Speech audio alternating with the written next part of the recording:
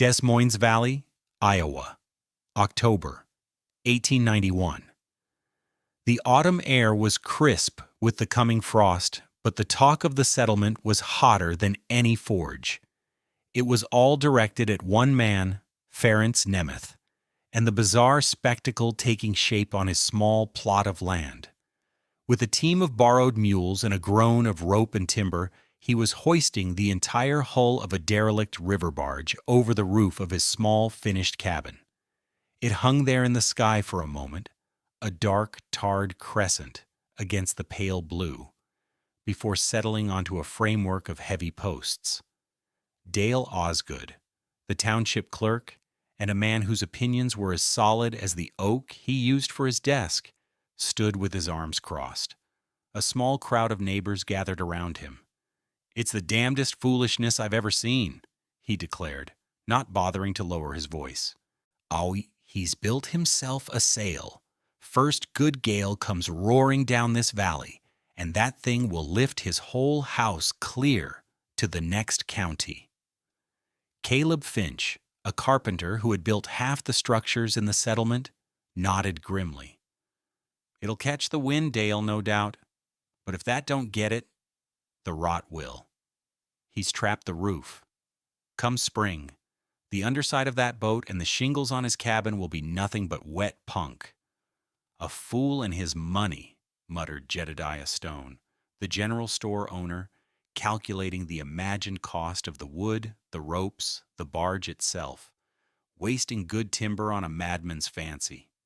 Ferencz, hearing the murmurs, paused in his work, wiping sweat from his brow with the back of a pitch-stained hand. He looked at the men, then at his work. Weinsteter, a structure that looked for all the world like an overturned boat marooned on a rooftop. He offered no defense, no explanation. He simply picked up his bucket of hot pitch and went back to sealing the joints of the support posts. The mockery was a language he understood, even if the words were foreign. It was the sound of men who trusted only what they had seen before. What did this Hungarian barge caulker understand about dead air that the most experienced builders in Iowa had missed? Before we see how this strange, inverted boat weathered one of the most brutal winters in Iowa's history, take a moment to subscribe to our channel. We explore the forgotten wisdom of those who built our world, one practical innovation at a time. I promise you will learn something about the physics of warmth that might surprise you. Let us know in the comments, what's the strangest, yet most effective homemade solution you've ever seen? Ferencz Nemeth was not a carpenter. He was not a farmer or a frontiersman or an engineer. He was a calefactor, a caulker, from the shipyards along the Danube near Budapest. His life had been spent not in forests of pine and oak, but in forests of masts and hulls. His hands knew the heft of a caulking mallet, the feel of oakum being driven into a seam, the sharp, resinous smell of boiling pitch. He understood pressure. He understood the relentless, patient desire of water to find its way through the smallest crack, to seep, to soak, to rot, and to destroy.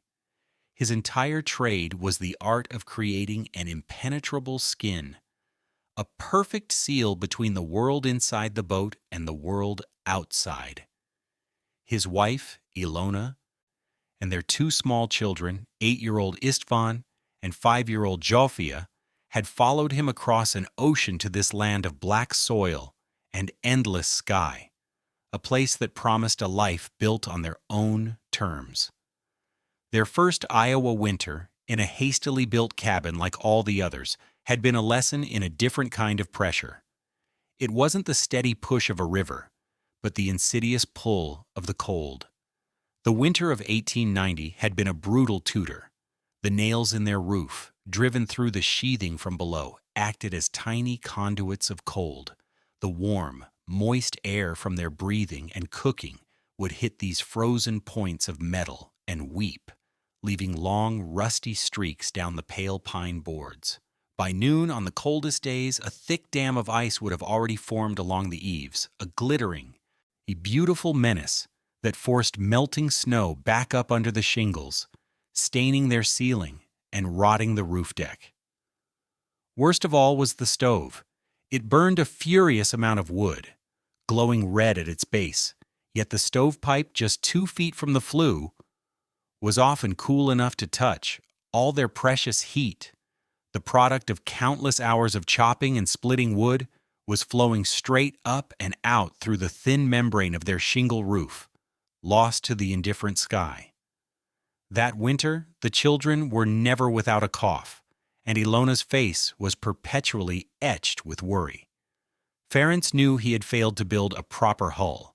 His family was living in a sieve. The problem wasn't the stove, and it wasn't the wood. The problem was the roof. In 1891, a standard frontier cabin roof was a simple affair: rafters, sheathing, and a layer of wooden shingles. It was designed to shed water and hold up a load of snow. It was never truly designed to hold heat. The settlers fought this fundamental flaw with fire, feeding their stoves a constant diet of oak and hickory. They were engaged in a losing battle against physics. Heat moves in 3 ways: conduction, convection, and radiation. The standard roof was a victim of all 3. Heat conducted directly through the wood rafters and sheathing. But the real villain was convection. The warm air inside the cabin, being less dense, would rise. It would push its way through every tiny gap in the ceiling boards, swirling into the uninsulated attic space. There, it would hit the underside of the frigid roof deck, transfer its energy, and the heat would be lost forever. The air, now cold and dense, would sink back down, creating a continuous, invisible loop of circulation that actively pumped warmth out of the house. A family could burn through a cord of wood, a stack 4 feet high, 4 feet wide, and 8 feet long, in less than 3 weeks, and still wake to frost on their blankets. Across the valley, Ferencz's neighbors were preparing for the coming winter by amassing huge stockpiles of fuel. Silas Croft had spent the entire autumn hauling wood, his stack now looming larger than his barn. Caleb Finch, the carpenter, had meticulously chinked every log of his cabin with a mixture of mud and grass. Yet he knew from experience that his family would still spend most of January huddled in the single room with the stove. They accepted this as the price of life on the prairie. They saw the cold as a beast to be fought with sheer brute force: more wood, a bigger fire. They built thicker walls, but they ignored the gaping wound overhead. Their roofs were thermal sieves, and the Iowa winter was merciless to those who didn't understand the true nature of the enemy. The fight wasn't against the cold outside. It was a fight to keep the precious, man-made warmth inside. Ferencz began his project in September. He walked the 10 miles to the river landing and found what he was looking for: a flat-bottomed grain barge, 25 feet long and 12 feet wide, that had been holed on a rock and abandoned on a mud bank. Its hull was sound, made of thick oak planks, but its utility as a boat was over. He bought it from the shipping agent for $3, the price of scrap. Getting it to his property was the first spectacle. It took him and 2 hired men with a team of 4 mules 3 days to drag the heavy hull across the fields. The neighbors watched, shaking their heads. Nemeth's Folly, they started calling it. The real work began once it was there. He didn't just place the hull. He engineered a system. First, he built 10 stout posts of bur oak, 5 on each long side of his cabin, anchored deep in the ground. These posts rose to a height of 12 inches above the peak of his existing shingle roof. Heavy crossbeams connected the posts, creating a robust cradle. This was the foundation for his new sky.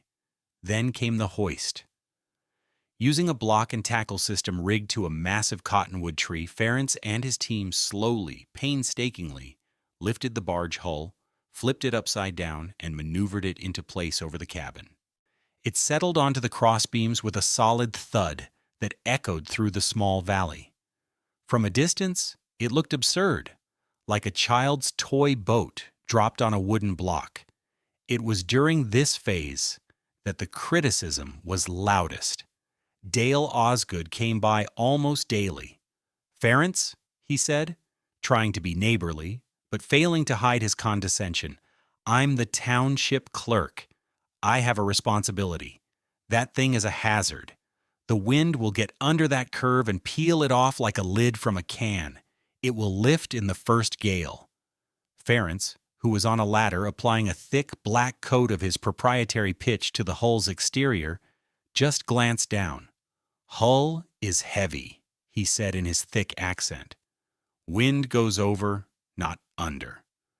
Caleb Finch offered his professional opinion. "You've created a trap, Nemeth. The sun will warm that hull, and the air underneath will get damp from the cabin. It'll sweat between the layers. You'll have mushrooms growing on your shingles by May. You're building a rot factory right over your family's heads." "It will be dry," Ferencz replied, his voice calm. He wasn't just painting the hull, he was performing a ritual from his old life. He had spent days boiling pine resin, linseed oil, and a bit of charcoal into a thick, waterproof sealant. He applied it hot, working it into every seam, every knot, every inch of the oak. He was making the hull as impervious to the air as he once made them to the Danube. The key was the seal. The air trapped between the hull and the roof could not be allowed to mix with the humid air outside. It had to be a captive, isolated body of air. When he was done, the hull was a monolithic black shell, gleaming under the autumn sun, perfectly sealed against the world. His cabin now had two roofs, one to shed the rain and a second, floating a foot above it, to defeat the cold. The genius of Ferencz Nemeth's creation wasn't the barge hull itself. It was the empty space beneath it. He had weaponized nothingness. The principle he had intuitively grasped was the profound insulating power of trapped or dead air. Air itself is a very poor conductor of heat. The individual molecules are too far apart to transfer thermal energy efficiently. The reason a gust of winter wind feels so cold is not because the air itself is a good conductor, but because of convection. Moving air steals heat. A constant flow of cold air molecules bumps against your skin, absorbs your warmth, and is then immediately replaced by new cold molecules. This process rapidly strips heat from any warm surface. A conventional, uninsulated roof is subject to this same convective loss, both inside and out. But by placing a second sealed roof a full 12 inches above his first, Ferencz stopped the cycle. He created a large, captive pocket of air. This air was a buffer zone. The heat leaving his living space would rise and warm the shingles of his inner roof. That roof would then radiate warmth into the 12-inch air gap. However, because that air was sealed and could not circulate with the outside atmosphere, it quickly stabilized in temperature. It could not form a strong convective loop. The result was a dramatic reduction in thermal transfer. The outer hull was still exposed to the -10 degrees Fahrenheit winter air, but it was no longer trying to steal heat directly from the living space. It was trying to steal heat from the buffer of dead air, which was itself a powerful insulator. It's the same principle as a double-pane window or wearing layers of clothing. The still air trapped between the layers does the real work of insulating. Numerically, the effect was staggering. A standard wood shingle roof in 1891 might have an R value, a measure of thermal resistance, of less than 1. By adding the sealed 12-inch air gap, which has an R value of approximately 1 per inch when convection is stopped, and the thick oak hull, Ferencz had likely increased his roof's total R value to over 12. This was a tenfold improvement. He had, as the physics suggested, effectively halved his overhead heat loss. He wasn't just piling on more material, he was using a fundamental property of the universe to his advantage. The mockery he endured came from men who saw a foolish boat on a roof. They couldn't see the invisible shield of still air he had captured within it. The winter arrived not with a gentle snow, but with a siege of ice. In mid-January of 1892, a weather system stalled over the Des Moines Valley. The temperature plummeted to 10 degrees below zero and stayed there, locked in place. Then, the rain began. It wasn't snow, but a super-cooled drizzle that froze the instant it touched any surface. For 12 straight days, it coated the world in a thickening layer of clear, dense, impossibly heavy ice. The valley became a glass sculpture of misery. Branches thick as a man's arm snapped from ancient oaks, with reports like rifle shots. Fences disappeared under glistening shrouds. Farmers struggled to break the ice from their well pumps and to keep their livestock from freezing standing in the fields. The conventional roofs of the settlement began to fail. The ice did not slide off the shallow pitch of the shingled roofs. It accumulated, layer by transparent layer. A square foot of shingles soon bore 10, then 20, then 50 pounds of ice. The sound of groaning timbers became common. Caleb Finch's woodshed, his own handiwork, was the first to go, its roof collapsing inward with a splintering crash. Silas Croft's barn began to sag ominously in the middle, its ridge beam bowing under thousands of pounds of accumulated weight. Inside the homes, the cold was worse than ever. The thick ice on the roofs acted as a massive heat sink, pulling warmth out of the houses even faster than usual. Families burned through their wood piles at an alarming rate, their stoves running day and night just to keep the indoor temperature above freezing. But at the Nemeth cabin, life was different. The sound of the freezing rain was not the sharp, brittle ticking it made on other roofs. On the curved hull, it was a dull, soft patter, the sound of something failing to get a grip.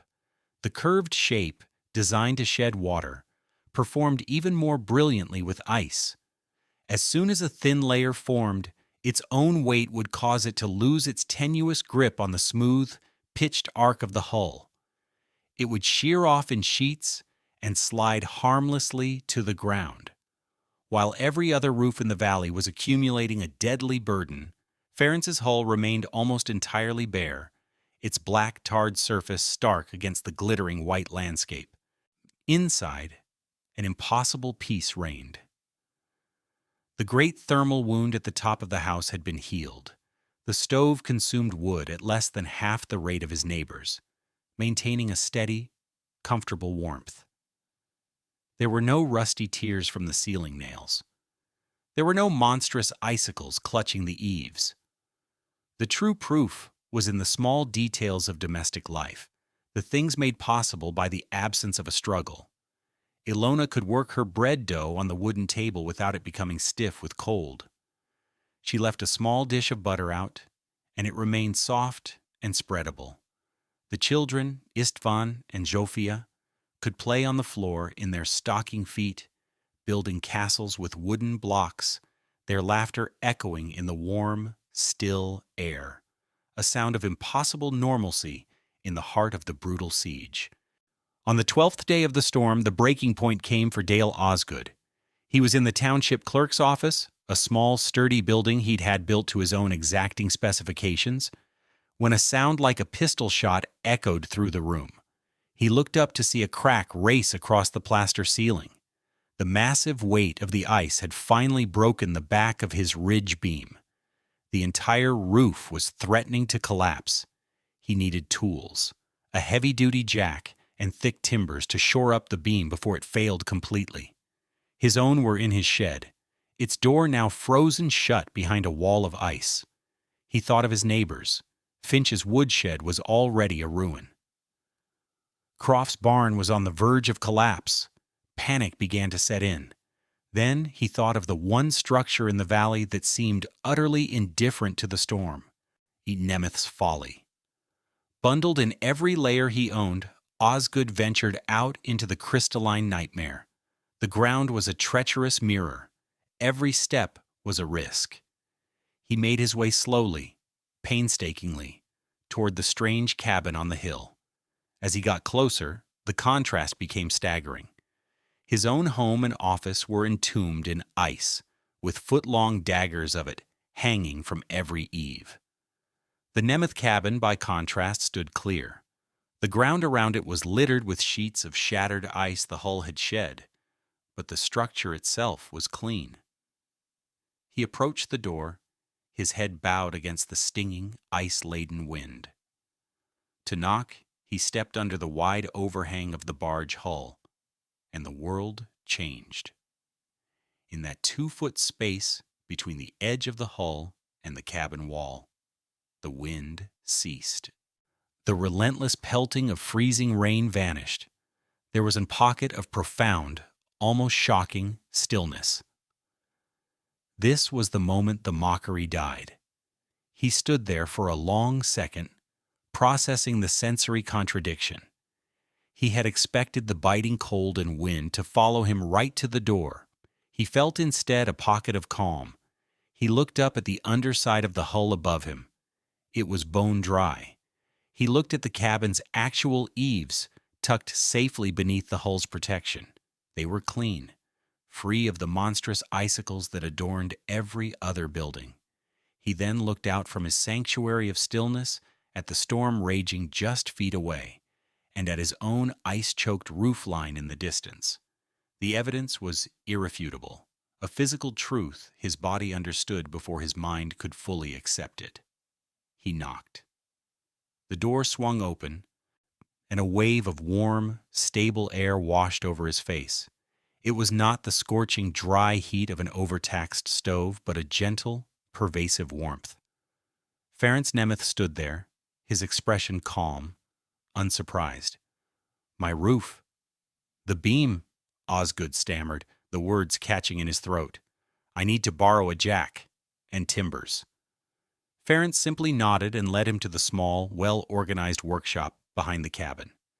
As Osgood gathered the heavy tools, his mind reeled, trying to reconcile what he had just experienced with everything he thought he knew about building. He looked from the simple, warm cabin to the absurd, brilliant boat sitting atop it. "You didn't build a roof, Nemeth," Osgood said, his voice full of a new quiet awe. "You built a shoreline." When the great thaw finally came in February, the true extent of the damage across the valley was revealed. Dozens of outbuildings had collapsed. Many homes had suffered severe structural damage from the weight of the ice and subsequent water intrusion. The cost in repairs would be immense. The cost in firewood had already been ruinous for many. Dale Osgood, once the loudest critic, became Ferencz Nemeth's most fervent advocate. He used his position as township clerk to tell the story to everyone who came through his office. He didn't talk about theory. He spoke of what he had felt standing under that overhang, the stillness and the warmth. He described the clean eaves and the bare hull. He had been converted not by argument, but by evidence. That spring, a steamboat captain named Elias Vance, whose route took him up and down the Des Moines River, heard the tale at the landing. A practical man whose life depended on the integrity of his own vessel's hull, he was intrigued. He rode out to the Nemeth property. He saw the structure, walked around it, and understood the principle almost instantly. He, too, knew how a curved surface dealt with pressure. He took out his logbook and a pencil, and with Ferencz quietly explaining the key details, the 12-inch gap, the sealed perimeter, Vance made a detailed sketch of the design. Over the next year, that sketch traveled the river. Captain Vance was a known and respected figure. When he showed the drawing to settlers and builders at the river landings of Burlington, Keokuk, Davenport, Muscatine, and Dubuque, they listened. The story of the Hungarian's hull roof that shed the great ice storm and saved a fortune in firewood became a piece of practical folklore. By the following autumn, variations of the design began to appear. Some used purpose-built curved frames covered in tin instead of a whole barge hull, but the core principle was the same: a curved outer skin to shed weather, and a sealed air gap to hold the warmth. Ferencz Nemeth's idea was spreading, carried on the very river that had shaped his thinking. Ferencz Nemeth never filed a patent. He never called himself an inventor. He was a craftsman who, faced with a problem, reached for the tools and principles he knew. In doing so, he had created a crude but remarkably effective version of what modern building science would call a vented cold roof or a double-skin facade. He had intuitively grasped the concepts of thermal breaks, vapor barriers, and the profound insulating power of a captive air buffer nearly a century before those terms became commonplace in construction. His solution demonstrated a sophisticated understanding of thermodynamics, born not from textbooks, but from the hands-on high-stakes craft of keeping a river on the outside of a boat. The men who settled the American frontier knew the sky. They saw it as an adversary, a vast and unpredictable source of wind, crushing snow and killing cold. Their architecture reflected this worldview. They built heavy, low, thick-walled fortresses, hunkering down to fight a defensive war against the elements. Their instinct was to resist, to stand firm against the onslaught. Ferencz Nemeth came from a world where the primary adversary was not above, but below. He understood the patient, insidious pressure of water. A barge hull is not a fortress wall. It is a masterpiece of negotiation. Its shape is not about brute resistance, but about deflection. Its curves are designed to shed pressure, to move with the forces applied to it, to make it difficult for the river to get a purchase. Its sealed skin is about absolute integrity, acknowledging that the smallest flaw can lead to total failure. When Ferencz looked at the Iowa sky, he did not see an enemy to be fought. He saw a river flowing overhead, a current of cold air, and a downstream drift of snow. And so he did the only thing that made sense to him. He built a hull to face it. He turned his deep knowledge of one element toward the mastery of another, proving a simple, elegant truth. A hull built to face water already knows the sky. Thank you for joining us on this journey into the past. Why, if you found this story of ingenuity and practical wisdom valuable, please consider liking this video and subscribing to our channel for more tales of forgotten history. And let us know in the comments, have you ever seen an old building with a clever feature that modern designs have forgotten? The content of this video is for educational and storytelling purposes. The events, characters, and names depicted are fictionalized for narrative effect, though the techniques and principles are based on real historical practices. Any application of these or similar techniques today should be done in accordance with modern building codes, safety standards, and professional engineering advice. This video does not constitute professional, technical, or legal advice.